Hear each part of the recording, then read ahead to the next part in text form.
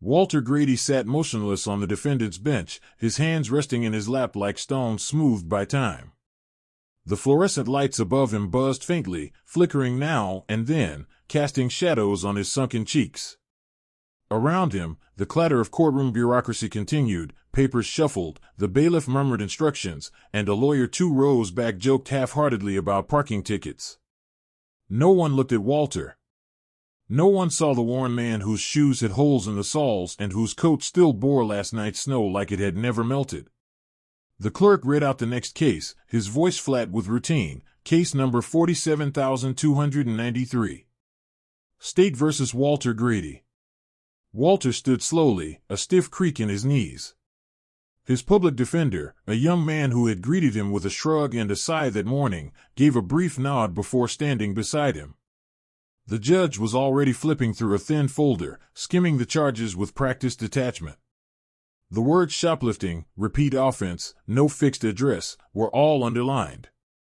It was the kind of case the system liked best, simple, quiet, easily resolved with a signature and a few clicks of a keyboard. Judge Michael Carmichael looked tired. His hair, once a proud silver, now lay in thin, combed streaks across a widening scalp. He had presided over hundreds of arraignments like this one, men too tired to defend themselves, women crushed by circumstance, all filtering through the system like driftwood carried on the current. He barely registered Walter at first. Another broken soul, another story too heavy to lift. "Mr. Grady," he began, not looking up from the file, "how do you plead?" "Guilty, Your Honor," Walter said, his voice thin but steady. There was a short pause, the kind that passes unnoticed unless you're waiting for something more. Somewhere behind Walter, someone chuckled softly. The judge glanced up. And then something shifted. He blinked once, slowly, then looked back down at the file in his hands. His brow furrowed. He read the name again, Walter Edward Grady. His eyes moved to the line below it. Former Staff Sergeant. United States Army. Honorably discharged, 2004. The courtroom buzz faded for the judge as if someone had turned down the volume of the world. He stared at the name again. There was a feeling at the edge of memory, sharp, metallic, like the scent of diesel and blood. A convoy. Fire. Screams. He looked up. Really looked this time. Walter stood still, arms by his sides, eyes focused on a spot on the floor just ahead of him. His coat hung on him like an afterthought, sleeves too long, shoulders too narrow. Around his neck, just visible beneath the collar, hung a pair of military dog tags dulled with age. The judge's breath caught. His hand moved slightly, pressing against the polished wood of the bench. "I need a moment," he said, standing suddenly. His voice was uneven, forced into formality. Gasps fluttered through the room. A judge does not rise during a petty theft hearing. A judge does not pause for shoplifters. 15-minute recess, he said gruffly. The defendant will remain. And then, without another word, he turned and walked out. In his chambers, the judge locked the door behind him with trembling hands. He walked past the law books, past the diploma on the wall, and opened a drawer he hadn't touched in over a decade. Inside was a photograph, yellowed at the corners and curling slightly. It showed a group of young soldiers standing in front of a battered Humvee, faces streaked with grime and exhaustion. They were half smiling, that strange expression of men who had survived something they didn't expect to. There, in the back row, taller than the rest, a hand on a fellow soldier's shoulder, Walter Grady. The judge sank into his chair. He remembered everything now. Iraq, 2003. Fallujah. The evacuation. The fire. The ambush that turned the desert to chaos. He had been a medic then, just 23, terrified, bleeding, pinned behind a rock while enemy fire screamed overhead. And someone had dragged him, 2 miles through smoke and broken earth, toward safety. The only thing he remembered more clearly than the blood was the steady voice that said, "You're not dying here, document." Not today. Walter had saved his life. He turned to his computer and pulled up the Department of Defense database. It took 3 failed password attempts before he remembered the login. He typed Walter's name and waited.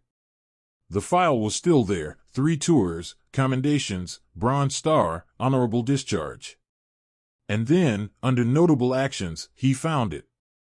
Grady, Walter Edward. Instrumental in the survival of 17 personnel during Operation Dust Reaper, Fallujah, Iraq. Extracted wounded team members under enemy fire.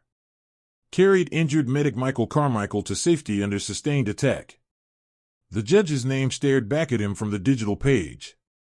A shadow passed over his face, and something inside him, buried beneath years of hardened legal routine, cracked. He stood again and walked back into the courtroom. The air had shifted. Even the murmurs had stopped. The prosecutor looked up, puzzled. The bailiff sat straighter. Walter remained as he had been, motionless, eyes down.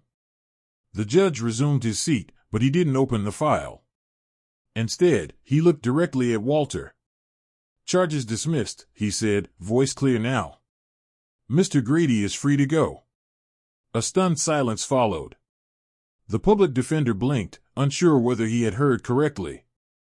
The prosecutor looked lost. And Walter, for the first time that morning, raised his head. The judge stepped down from the bench, ignoring protocol.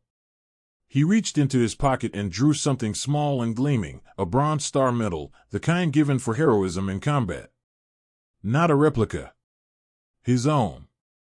He placed it gently into Walter's open hand. 17 lives, he said quietly. One of them was mine. Walter stared at the medal.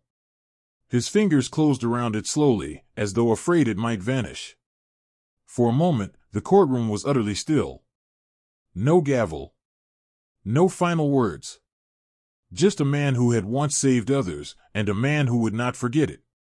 Walter didn't say a word as he stepped out of the courtroom, the Bronze Star still cradled in his hand like something fragile, as if speaking might cause it to disappear.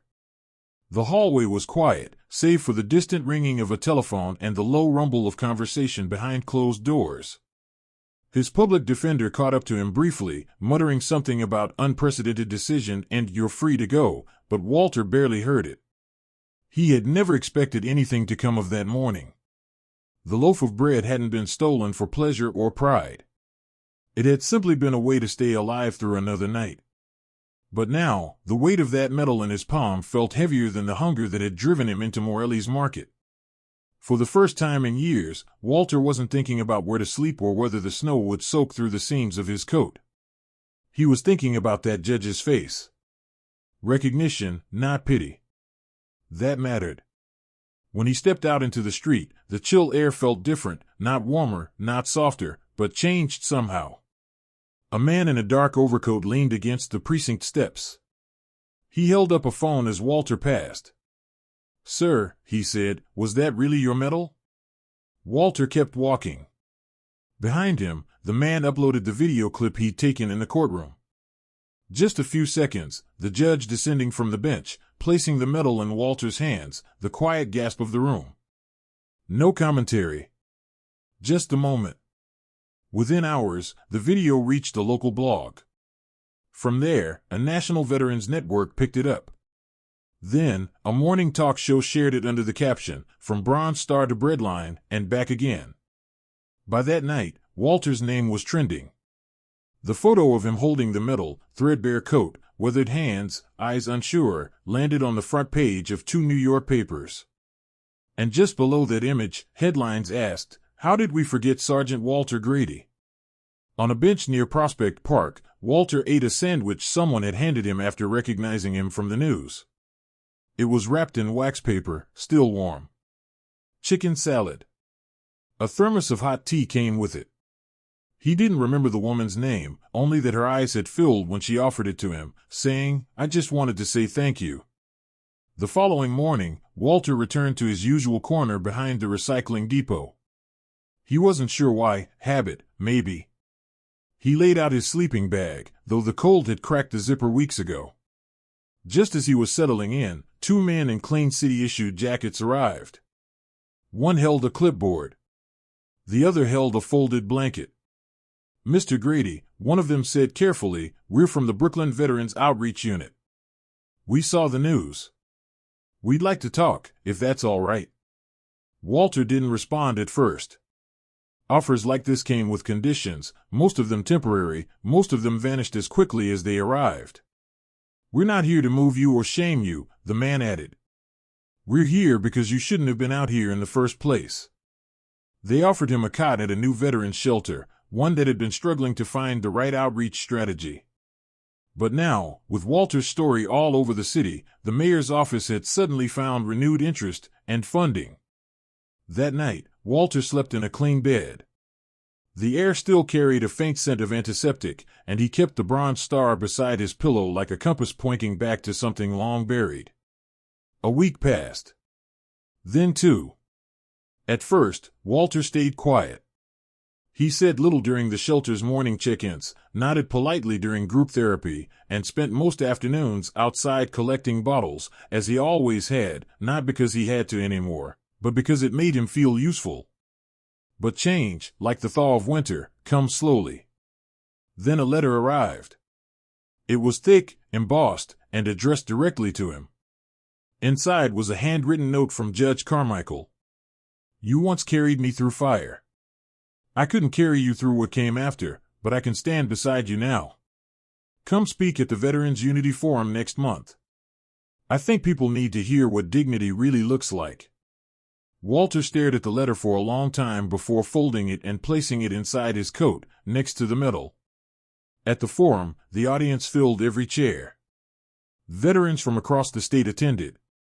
City officials. Reporters. And somewhere near the back, half hidden behind her notebook, the soup kitchen volunteer who once heard him say, "It's easier to be nobody." Walter stepped to the podium without notes. His posture was still slightly stooped, and he paused often to breathe. But when he spoke, his voice carried with a quiet strength that silenced even the reporters' pens. "I didn't save lives to be remembered. I did it because it was my job. I stole bread because I wanted to live one more day. But you, all of you, you reminded me what living is supposed to feel like." There were no standing ovations. Just silence, deep and full, like the space after a prayer. And when the forum ended, the mayor stepped forward and placed a plaque in Walter's hands. Engraved in bronze, it read, "To Staff Sergeant Walter Grady, whose quiet valor reminded us all of what we owe." From that day forward, every case in Judge Carmichael's courtroom began with a new photograph on the wall, a man in uniform, medal pinned to his chest, standing beneath a faded American flag. Walter Grady didn't return to the street corner after the forum. The following morning, a city social worker picked him up from the shelter and drove him to a modest apartment complex in Queens. Nothing fancy, linoleum floors, second-hand furniture, but it was clean, safe, and his name was on the lease. Paid in full for 12 months, courtesy of an anonymous donor who had served in Walter's battalion 2 decades earlier. The note with the keys read, "Still got your back, Sergeant." For the first few days, Walter moved through the apartment like a visitor in someone else's life. He rinsed dishes that weren't dirty. Smoothed the blanket on the couch though no one had wrinkled it. Each morning, he lined up his boots by the front door, checked the lock twice, then sat on the edge of the bed, unsure what to do next. But slowly, rhythms emerged. A neighbor down the hall, Mrs. Jensen, brought over a pie. Said her husband was Navy, retired in '98. A local librarian dropped off 3 worn paperbacks about military history. And the outreach director from the shelter called just to ask how he was settling in. Something fragile began to build, not comfort, not yet, but the idea that maybe, just maybe, life was allowing him to be more than a forgotten veteran in a worn coat. Then came the invitation. The Brooklyn Veterans Memorial Committee had followed Walter's story with growing interest. After years of planning, they were finally preparing to unveil a new monument near Prospect Park, a bronze figure modeled not after generals or presidents, but an anonymous soldier in mid-stride, carrying another on his back. The sculptor, a Gulf War vet, asked to meet Walter. "I don't want to tell your story," he said. "I just want to make sure I'm honoring the right kind of courage." Walter nodded. "Make him tired. But still moving." At the unveiling ceremony, Walter stood beside Judge Carmichael. A small crowd gathered, civilians, soldiers, families clutching folded flags. Marge from the soup kitchen was there, as were two officers from the precinct who had arrested Walter that freezing day outside Morelli's. No one said much. They didn't need to. The monument glowed in the afternoon sun, the soldier's bronze arms locked around his wounded comrade, legs straining forward through imagined mud. At the base of the statue, a single inscription, "No one left behind, even at home." Walter didn't give a speech. He simply laid a folded newspaper clipping at the statue's foot, the photo of him and the judge in the courtroom, the metal shining between them. Then he placed something else. His dog tags. A symbol not of surrender, but of transition, from a man shaped by war to one reshaped by compassion. In the weeks that followed, Walter began volunteering at the very shelter where he had once slept. He taught morning workshops on survival tactics, how to stay warm with limited gear, how to identify safe places to sleep, how to talk to someone when words no longer came easily. Kindness is a SK*LL, he told a room full of men who didn't meet each other's eyes. You can relearn it. I had to. They listened. One day, a boy of about 16 wandered into the shelter. Quiet. Thin. Not quite ready to admit he had nowhere else to go. Walter handed him a bowl of soup and pointed toward a chair. You sit. No one's watching how long you stay. The boy hesitated.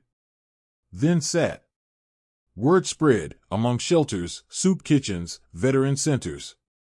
Walter Grady wasn't just a story. He was a steady presence. His quiet dignity didn't ask for respect, but it drew it like heat draws cold hands. Morelli's Market even changed its policy. A small sign by the register now read, "Food is fuel. If you're in need, tell us."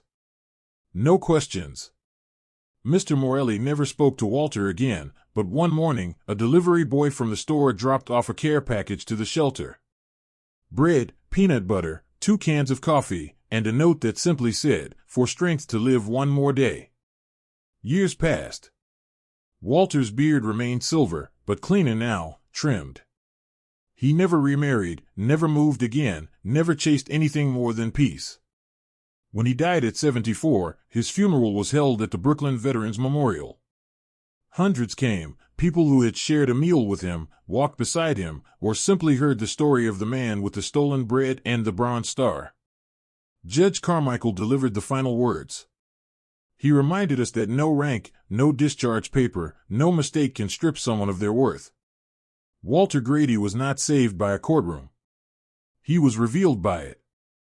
The judge stepped back, tears caught in the corners of his eyes, and saluted the empty chair where Walter's coat had been draped, dog tags now hanging from its collar. That night, a candlelight vigil circled the statue in Prospect Park. At its base, someone had placed a new sign, laminated against the weather. It read, "Kindness without question is enough." And in the city that once overlooked a quiet veteran sleeping in doorways, something changed. Not in headlines. Not in parades. But in how one stranger looked at another and chose to see.